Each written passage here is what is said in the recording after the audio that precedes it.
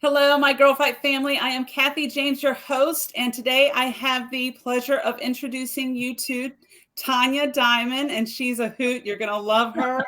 Tanja is a Master Life Strategist, a Biohacker, and a four-time, who's also writing a book, number one international best-selling author.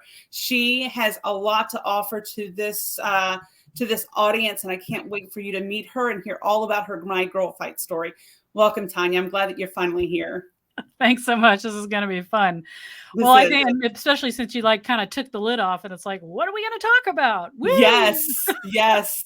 Well, we've already got to talking about our wild hair and sex. Why not keep it going? the green room pre-talk. What are we going to talk about? Yes. Sex, crazy hair. What's going on here?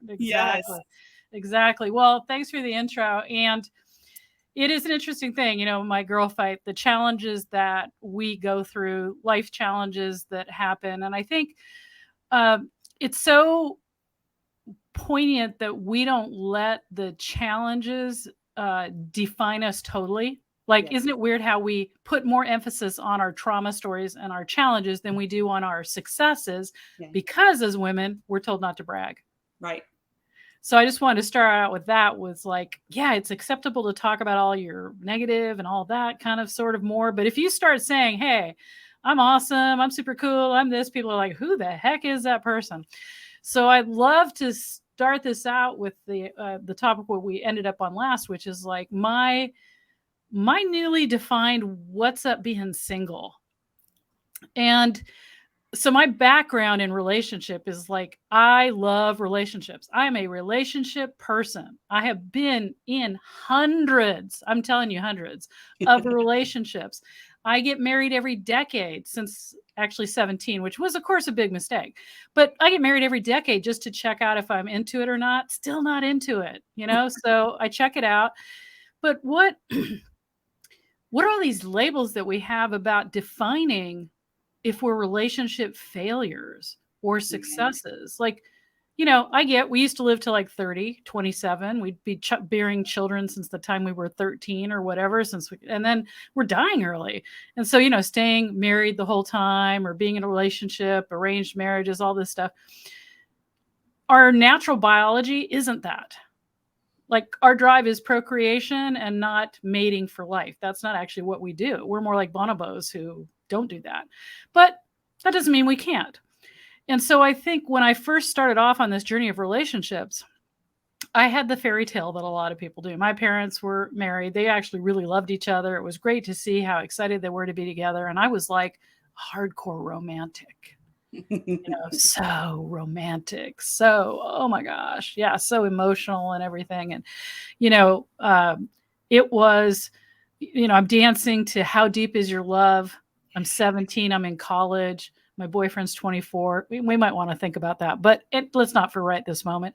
And how deep is your love? And he says, will you be my wife? And I'm kind of like, what? Yeah, literally, what? What? And he goes, I want to marry you. And I'm like, huh. Yeah, okay.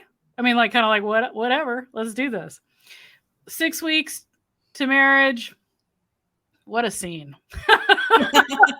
What a scene is all I want to say. Nothing wrong with the guy. The guy was kind and decent and nice, and he had all that. The birth control bill back then and, wherever that was in 79 or 80 was horrific, made me want to just die. So, sex got off the table pretty quick there. But I didn't know what I was doing. I just knew that, it was romantic or whatever. It was supposed to be romantic. This idea of love. It was love conquers all. Just be in love and everything's great. That's not true. That's not true, but they don't tell us that. So, flash forward, I end up that, and I'm in a bunch of other ones. And some people would say that I was frivolous or irresponsible, or what kind of labels when I'm telling this story are you even thinking about, right? Right. Yeah, desperate. I don't know. You probably have a bunch of labels when you hear this. Next time I got married, I was late to 20s. And that was all about he checked the right boxes. This dude looked awesome on paper, right? He was everything you could ever want. If you wrote your list that it would look good, he was it. He matched it all. got married, the epic $25,000 wedding, Halloween costume party wedding at this crazy thing. We're still paying off the wedding after the divorce.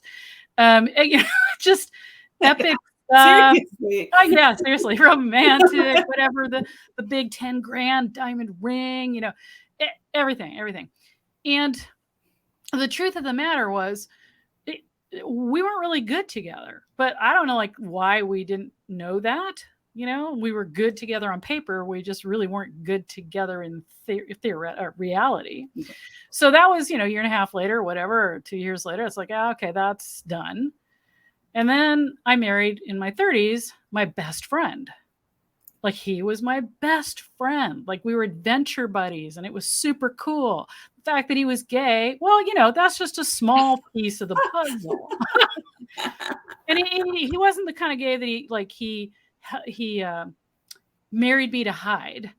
He truly did love me. We had decent sex, but I remember waking up one morning and saying, you know what? I think we could even do better. And he's like, what do you mean? Anyway, so that, it came out that he'd been abused. And so he went to therapy and we supported each other for 10 years. We weren't together after 2, but we lived in the same house. We supported each other. It was great. My best friend. Should have stayed my best friend. Right. But when you match with somebody that well and everything's seamless, we were great housemates together and all that. You think, yeah. So in my 40s, I had a baby with a man that I didn't marry because why do that? And then I met my soulmate at 48 and he made me wait till my 50th decade to get married. And that was the most tragic relationship I ever had in my life because he was so wounded. No matter how hard he tried to get better, he had serious rage issues. We were so compatible, so everything, so chemistry, but eventually 8 years later, it just blew up with him yelling, I can't leave you. I don't know what to do. And him going down the hallway to threaten my daughter. And he knew I'd kick him out. So that was that. All right. A bunch of stuff here. So I could consider myself a relationship failure. And I dated all in between times. Or we could consider me like, what's up with you? You that desperate? You can't stand being alone? I'm autistic. I love being alone. So it's actually not that. Yeah. So the thing is you're not alone. I mean, how many of us have gone through relationship after relationship trying to fill a void or whatever our reasons are in that moment, right? Yeah. So that's why when we talked and you started sharing, that you were contemplating sharing this, I was just like, yeah, we need this. And this is topics that we don't talk about. This is stuff that we hush about. And we need to be able to know that we're not, it's not just me. It's not just, it's not just Tanya. Right. And it's not like, and it's, and the first divorce was hard. The idea of I'm divorced. The second one was really epically hard. Oh my God, I must be a failure. Now it's kind of like, I'm going to get married every decade just to check it out and try different marriages. Next one, this decade's transactional. I'm in my 60s. Somebody's got a cool passport. They want to share my passport. Cool. Let's get married transactionally. I haven't tried that yet.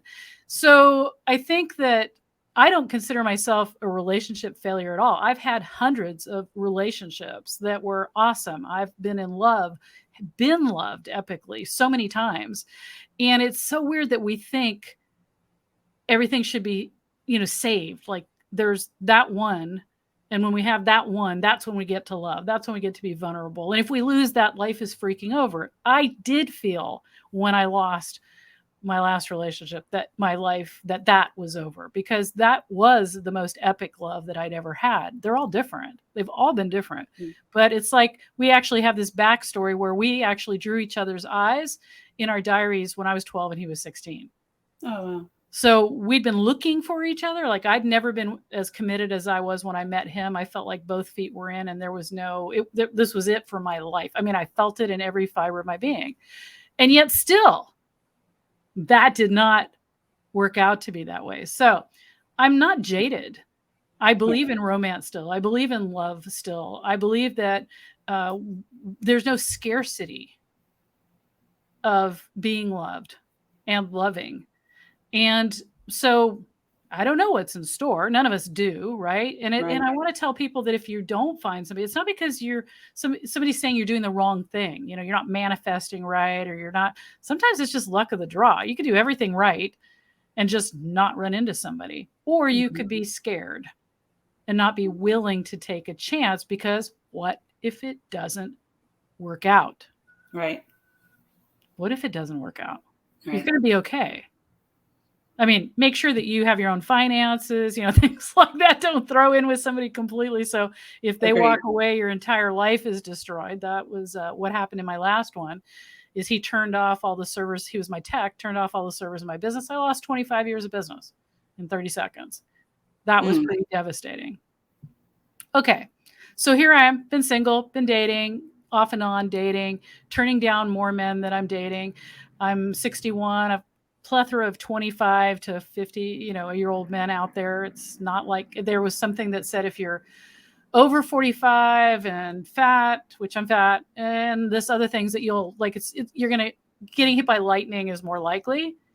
That's not true. Yeah. Don't believe that. Don't buy into that. Yeah. But I discovered something about myself. So why I've been turning down all of these great men in the last 5 years? I remember thinking in my life, those single women that were older, I felt so bad for them. I was kind of like, wow, seriously? Really? That's horrifying. Why aren't you doing it? You've been celibate for how long? What? I can't even imagine. So I'm celibate 5.5 years now. Plenty of opportunities, plenty of stuff going on. And at first I freaked out, like, why am I not dating? I'd put out, I'd do all the things that I used to do. But when it came down to like meeting them and actually, and good, decent guys, I was like, Now, I'm a great lover to myself. So my sex life is awesome. Without the men, my sex life is rocking. And I think, so I don't really need them for sex in that regard, right? Because that's covered. And I started wondering, wait a minute, what if I'm now not a relationship person? And it scared me. Not because of what other people might think, because, I've so far gone from that. It's like, what? I know what other people think. But what if I was this way then, and now I'm this other way now? And so instead of thinking, oh, must be broken from my last relationship, maybe I've changed my mind or priorities about things. And so it took me a couple of years to settle into wait a minute, I like this. Hang on, hold the phone. I can wake up when I want. My daughter's in college.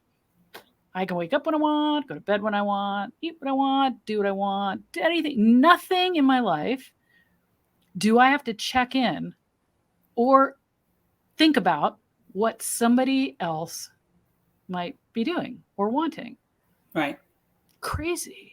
This is crazy town. And then I started looking at my past and like finances and work. I've been self-employed since I was 16.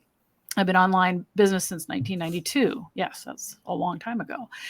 And I realized there's a correlation between me being in a relationship and my financial prosperity. Oh. And I make way less money when I'm in a relationship with somebody else. And I was looking at that going, what is that about? And then I realized, because my focus is on my relationship, not on doing the things that I know I love to do that make money. Right.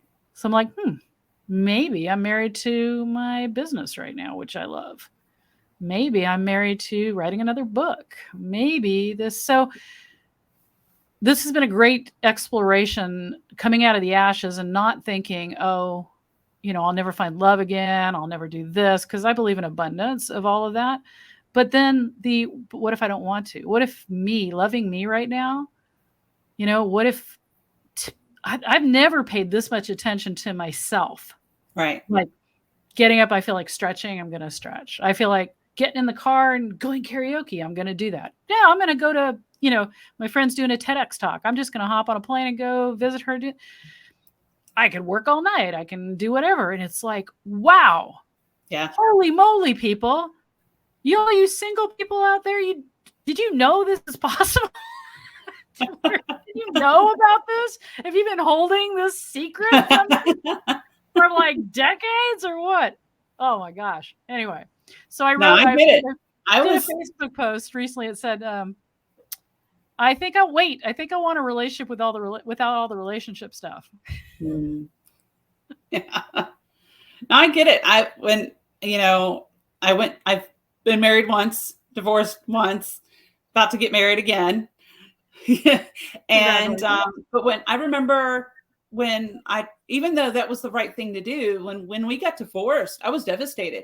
I mean, I threatened him all the damn time, but I was devastated, and I had never really lived on my own. And here I was, a single mom of 3 boys, and I had to figure it out. I didn't even have friends. So, and you just feel like, did I do something wrong? Like you said, and you feel like you're broken, and you feel like all of these things, all of these things that honestly, you put it on yourself because that's what the world has said. That's what the world has labeled, and that's, and there's life after that. There's an abundance of happiness and things out there that we can explore. And, I took a lot to get to know who I was in that time. So, and there's so many women that I've met and that I'm close with that they have those same struggles. That's why I love this part of your story so much. Yeah. Well, the death. So what I found in some of these things is like that, first of all, that death of the societal dream. If you come from a family that's not broken, or, I mean, if you watched any TV or any Disney movie or anything like that, you've been programmed that there's the one that you live happily ever after with. Yep. And so anything less than that is like failing. Right. And I'm here to say, maybe there's just an abundance of life. Right. Maybe there's an abundance of love. I mean, if you want to be married and stay married for the rest of your life, I'm supporting you. That's awesome. But I'm saying for those who things don't work out that way, I love it. I realized, I think second wedding, and one guy, we had 3 ceremonies. So I think I've got like 6 or 7 weddings under my belt. But one of the times I remembered, why are we saying till death do us part? Wait, dude, really, seriously, at this point, we should just be saying until we don't work, and weird that I believe in marriage in the sense that, it's that we're committing to work out stuff, right? Right. But with a divorce rate of something like 60%, right, it's clear that maybe it's not working out. And, maybe we don't know how to pick right. I mean, at this point, I'm a relationship expert in the sense that I know all the things that don't work. Absolutely. I can tell you all the mistakes you can make going down the relationship road and the reasons you pick things and stuff like that. And I'm not joking. I actually help people that have relationship problems stay together. Sure. Because I can see all the flaws and the problems and how we go wrong, then that makes it a little bit easier. But I think taking the pressure off ourselves, divorced, or, you lived together for a long time and you broke up, that somehow that's failing. The relationship itself could have been really successful and had an end. Sure. Because of a lot of things. You grew apart. One of you wanted something the other didn't want. You got together young. One of you thought you wanted children. Then at some point you didn't want children. And so that you guys went on your way. All sorts of reasons that don't include the relationship failed. Think about that just for a minute. What happens if all your relationships were exactly as successful as they needed to be? Yeah. What would happen then? What would happen then?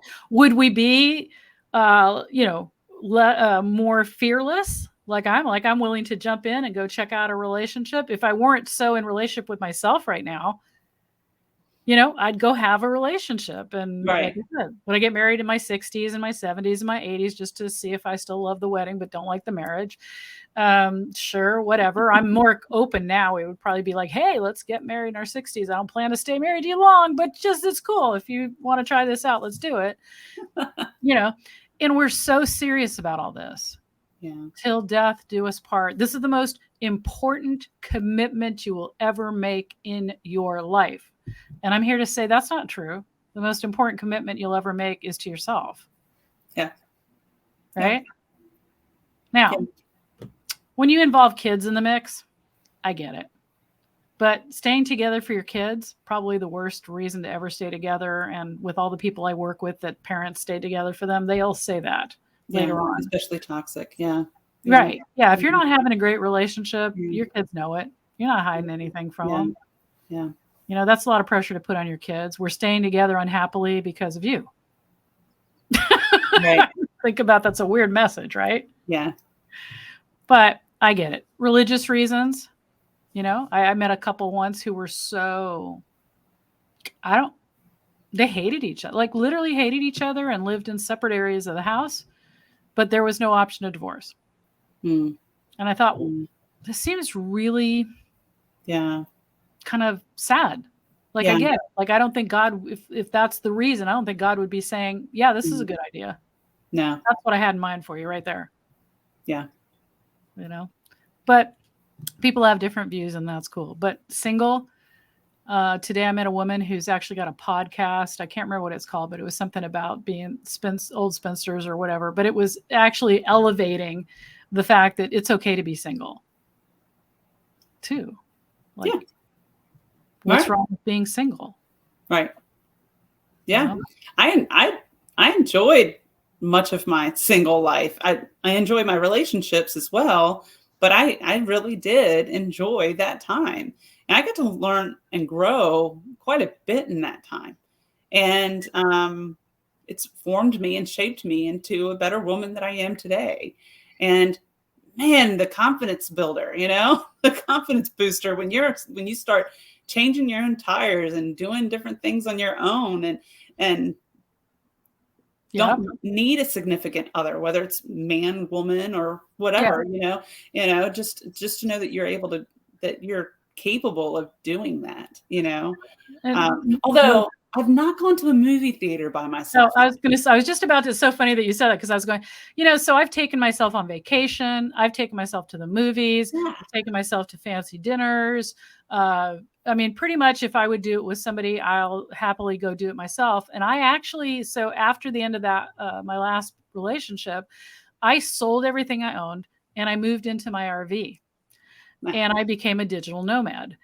And that was really intense because I was living out like on beaches and city streets and different places like that. And, you know, I hadn't been single for so long that feeling of vulnerability was real.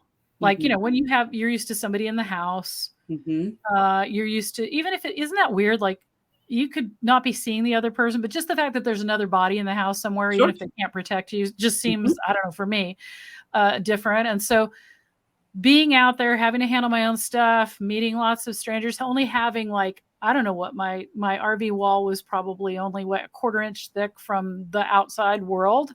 Yeah. Right?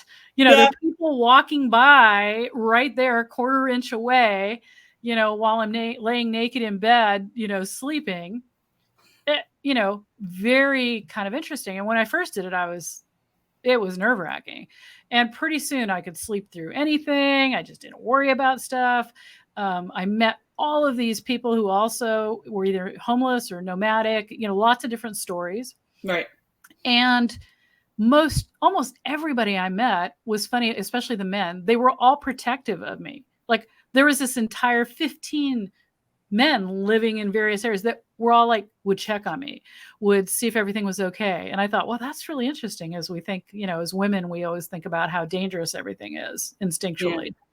But when you were talking about how self-sufficient, you know, I felt like, wow, I'm becoming a serious badass. Yeah, you were. You know, like I got to handle this. I've got to do this. I decided not to fix my generator, and I went through a winter with no heat in my RV. I'd wake up and my water bottles were actually frozen, and I'm like, this is so cool. It's like camping, but I built up all of this more resilience because I'd been living such a cushy life, and that led me to go, wow, yeah, this is really cool. And being by myself was awesome.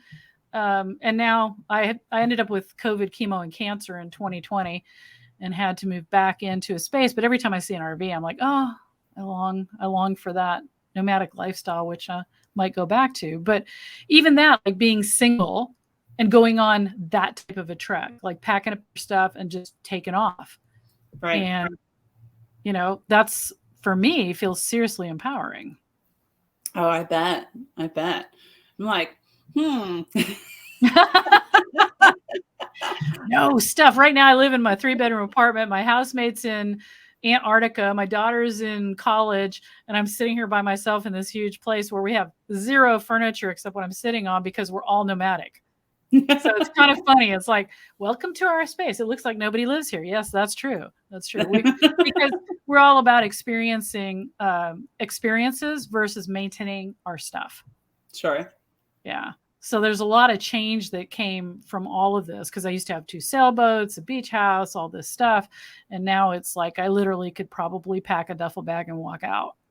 Wow. Yeah. Like I'm working on the clothing uniform now, because why do I have all these clothes? I literally could put on one thing and wear it for a week. Nobody knows. Nobody cares. It doesn't really matter. I'm dressed pajama chic right now. So, you know, I'm wearing pajamas. This has happened to be a nice thing over the top of pajamas. But, you know, like, there you go. Pajama chic. Redefining yourself, you know, the freedom of not shaving anything because you're single or not dating. Right. All of this. And I say, what would I miss? I love men. I absolutely adore men, which is why I was in so many relationships. And I still adore men, and I still am attracted to men, and I'm still sexually expressive or interested. So it's not like I've lost anything like that to say. And some people have, and that's cool too. But I feel like this is me time. This is really just about, like, if I want to move out of the country, I don't have pets for the first time ever in my life in the last 2 years either, because I'm like, I need that freedom. But that's probably not true. Like, this is audio? Oh, Phil's underneath. I have a pet moss ball.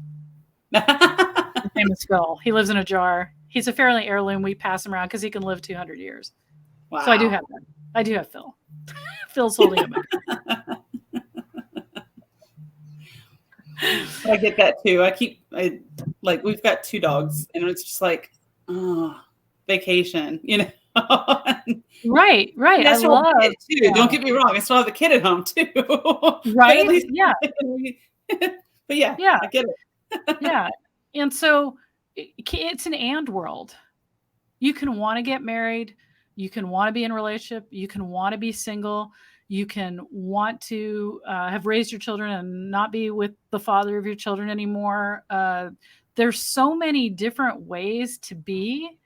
And I think the main point of all of this really is that if society wasn't defining and you weren't labeling yourself, what would you do?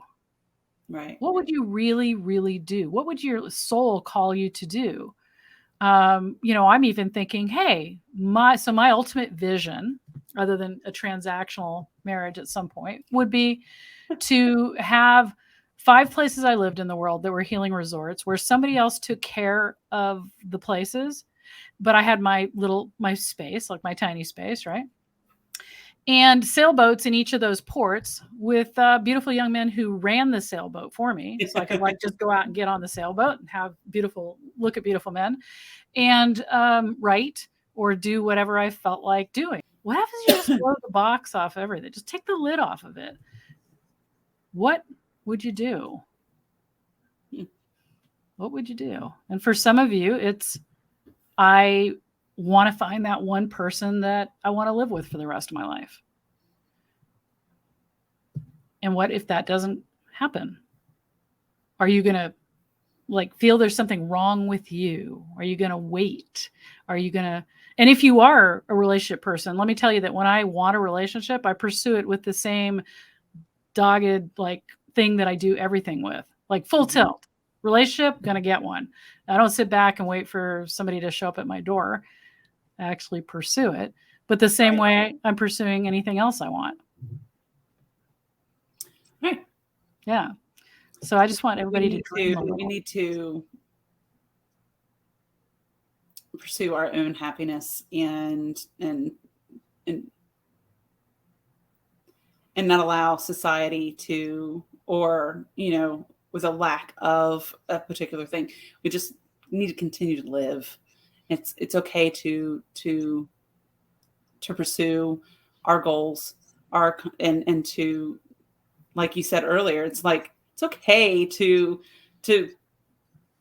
boast and think that you're a badass and to pursue all of these great dreams, and because that's okay. It's okay to be flashy sometimes.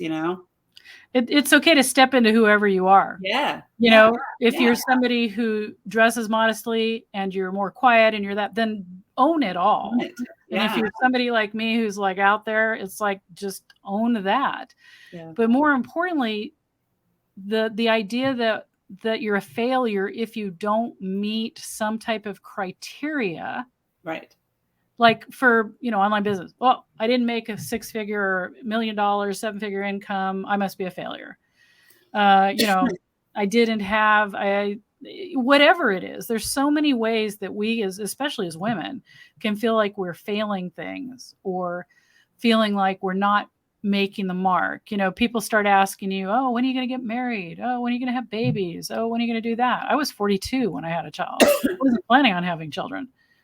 And I was with a guy who was 13 years younger than me, and apparently fast swimming sperm. I wasn't even supposed to be able to get pregnant. I freaked out. Like, oh my God, I'm pregnant at 42. What the heck am I going to do with this? And my kid is awesome. And she knows that she loves to tell people, yeah, I wasn't wanted.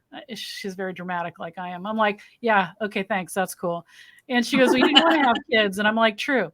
And she feels loved and honored. She's a super cool person. And she loves to just say, yeah, my mom had me. Motherhood doesn't define her. And I'm loved like yeah. And so before you all start thinking, because I'm sure you got a lot of labels for me here, like, oh my God, that chick is crazy. Well, there's some people that do. Maybe you don't, but there's some people who are thinking she's got relationship issues. She has intimacy issues. She has commitment issues, whatever, things like that. But here's and I questioned all that, just so you know. I mean, I was open to all that. I've been self-employed since I was 16 years old. I have managed my own finances, paid for my own life, made my first $1 million at 24. I've done, woke up one morning and said, I want to fly helicopters, and just became a helicopter pilot. I mean, I've done epic things in my life. I have the dedication. I have the commitment. I have intimacy skills. I have all of that. So it isn't necessarily a matter of my relationships aren't working because I'm flawed or I pick bad people. Right. Because the men that I commit to are actually really awesome people. I mean, I've dated some sketchy people. I've made some bad dating decisions, but I don't know who hasn't in that regard. Right. But the people that I decide to commit to are really, most women would be totally happy to have them. Right. And, but I remember sitting there with the father of my child. We were in these little recliners in this beautiful house in the woods I had an animal rescue farm. And I looked over at him, handsome man, and he looked so happy. And I was like, you're really happy. And he goes, what? Why wouldn't I be? He goes, you're smart. You're beautiful. We have this beautiful child, this great house. I love what I'm doing. And I'm like, and he said that. And I thought, damn, because I'm not. Right. This is not what I had. My beautiful life doesn't look like this. That's hard. Yeah. That's a hard thing to say. Feels not that I didn't love him. None of this stuff, but it's like, my life doesn't look like this. And so what does your life look like? I know I feel kind of crazy here with this. Throw the box, not only take the lid off it. I'm telling you, dismantle the whole damn thing. Right. TNT. Throw the box away. What makes a good mother? What makes a good wife? What makes a good woman? What makes even if you believe in reincarnation, you believe in heaven, doesn't matter what you believe in. But the reality is at the end of all this is what you got. This isn't a dress rehearsal. Right. Living it for somebody else, living your life for other people's obligations, expectations, things like that is not the path to any type of happiness. Right. It really isn't. Right. I agree 100%. I tell you what, you're going to be back. We're going to talk about how to have awesome sex by yourself. Oh, Lord. Oh, when I upload that one, I'm on YouTube. I'm going to have to make sure I click the not for kids. Yeah, definitely not for kids. Most of my interviews not. This is probably the most okay for kids podcast or interview I've ever done. That's funny. Yeah. The bottom line is find what makes you happy. You know, don't go by what society has said is the norm, or what you should do, or what you should be. At the end of the day, find your happiness, find your peace, explore whatever it might be. It just don't sit in that zone for too long. Right. We have the right to feel whatever way that we feel, right? But what we don't need to do is sit in that space and allow that space to consume us, and allow someone's opinion to define us, because life will sweep us away and engulf us if we allow it to, and we don't need to allow it. And we deserve to be happy. We deserve to live our lives to the fullest. And you inspire me. Woohoo! Yeah, I'm extremely excited about getting married, and I love that. And we're getting married in May, but just even in that, just being more adventurous in our relationships, and being open to just allowing each other to be who they are, even in that relationship, Be curious, right? So, yeah. Curious. What happens if you don't want to live in the same house? Buy a duplex. Right. What happens if you need your own space? What happens if you want to sleep in separate bedrooms? What happens? I mean, Right. so much variety in the world that we can do. Don't lock yourself into something that doesn't feel right to you. Right. Exactly.